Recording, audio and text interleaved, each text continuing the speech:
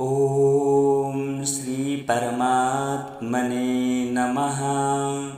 प्रिय भक्तों, आइए हम सभी अपने पितरों का आशीर्वाद प्राप्त करने के लिए उन्हें मोक्ष प्रदान करने वाला श्रीमद् भगवत गीता का 7वां अध्याय का महात्म्य श्रद्धा और भक्ति के साथ में श्रवण करते हैं।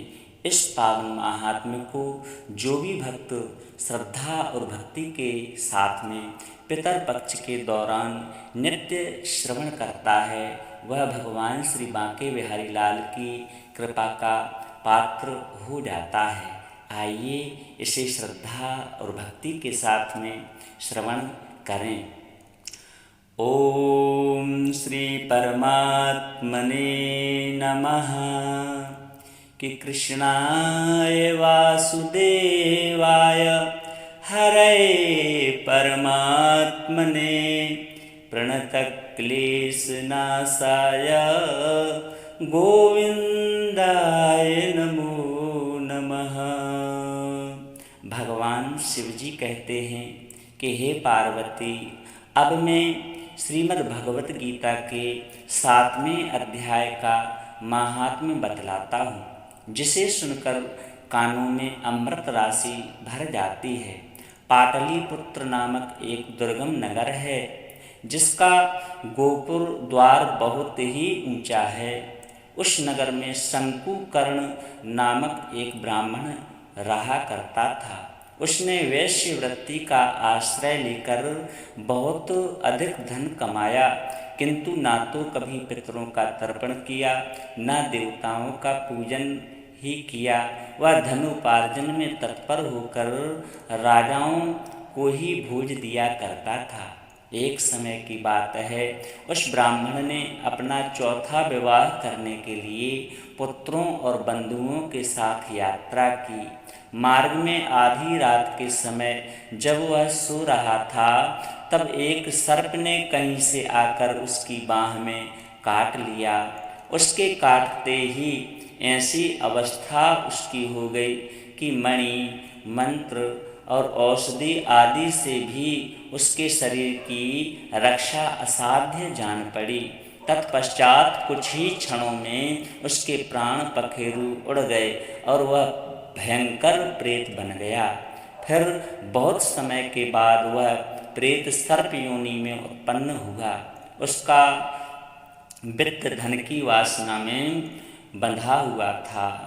मन उसका धन में ही लगा हुआ था। उसने पूर्व वृत्तांत को स्मरण करके सोचा कि मैंने घर के बाहर करोड़ों की संख्या में अपना जो धन गाड़ रखा है, उससे इन पुत्रों को वंचित करके स्वयं ही उसकी रक्षा करूँगा। सांप की योनि में पीड़ित होकर पिता ने एक दिन स्वप्न में अपने पुत्रों के समक्ष आकर अपना मनोभाव बताया। तब उसके पुत्रों ने सवेरे उठकर बड़े विस्मय के साथ एक दूसरे से सपने की बातें बताईं। उनमें से मंझला पुत्र कुदाल हाथ में लिए घर से निकला और जहाँ उसके पिता सर्प योनि धारण करके रहते थे, उस स्थान पर पहुँचा। यद्यपि उसे धन के स्थान का ठीक ठीक पता नहीं था, तो भी उसने चिन्हों से उसका ठीक निश्चय कर लिया और लोभ वृत्ति से वहाँ पहुंचकर बामी को खोदना प्रारंभ कर दिया।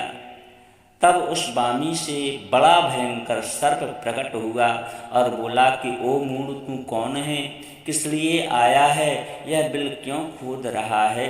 किसने तुझे भेजा है? यह सारी बातें मेरे सामने बता।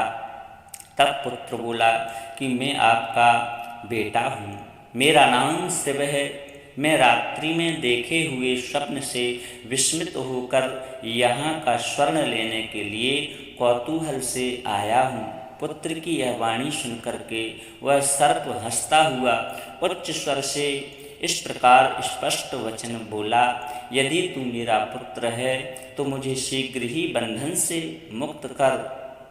मैं अपने पूर्व जन्म के गाड़े हुए धन के ही कारण सर्प योनि में उत्पन्न हुआ हूँ। पुत्र बोला कि पिताजी, आपकी मुक्ति कैसे होगी, इसका उपाय हमें बताएं, क्योंकि मैं इस रात में सब लोगों को छोड़कर आपके पास आया हूँ। पिता बोला, बेटा, गीता के अमृतमय 7वें अध्याय को छोड़ करके मुझे मुक्त करने में तीर्थ, दान, तप और यज्ञ भी सर्वथा समर्थ नहीं है। केवल गीता का 7वां अध्याय ही प्राणियों के जरा, मृत्यु आदि दुखों को दूर करने वाला है। मेरे श्राद्ध के दिन गीता के 7वें अध्याय का पाठ करने वाले ब्राह्मण को श्रद्धा पूर्वक भोजन कराना, इससे निसंदेह ही मुझे मुक्ति प्राप्त हो जाएगी। वत्स, अपनी शक्ति के अनुसार पूर्ण श्रद्धा के साथ निर्व्यसी और वेद विद्या में प्रवीण अन्य ब्राह्मणों को भी भोजन कराना। सर्प योनि में पड़े हुए पिता के ये वचन सुनकर सभी पुत्रों ने उसकी आज्ञा के अनुसार कार्य किया। उससे भी अधिक इन्होंने दान और पुण्य किया। तब शंकुकर्ण ने अपने सर्प शरीर को त्याग करके दिव्य देह धारण की और सारा धन पुत्रों के अधीन कर दिया। पिता ने करोड़ों की संख्या में जो धन उसमें था, सब बेटों में बांट दिया। उससे वे पुत्र बहुत ही प्रसन्न हुए। उनकी बुद्धि धर्म में लगी हुई थी, इसलिए उन्होंने बावली, कुआ, पोखरा, यज्ञ तथा देव मंदिर के लिए उस धन का उपयोग किया और अन्नशाला भी बनवाई। तत्पश्चात श्रीमद् भगवत गीता के 7वें अध्याय का सदा जप करते हुए उन्होंने मोक्ष प्राप्त किया। भगवान भोलेनाथ कहते हैं पार्वती जी से कि हे देवी, यह तुम्हें हमने गीता के 7वें अध्याय का महात्म्य बताया है, जिसके श्रवण मात्र से मानव सब पातकों से मुक्त हो जाता है।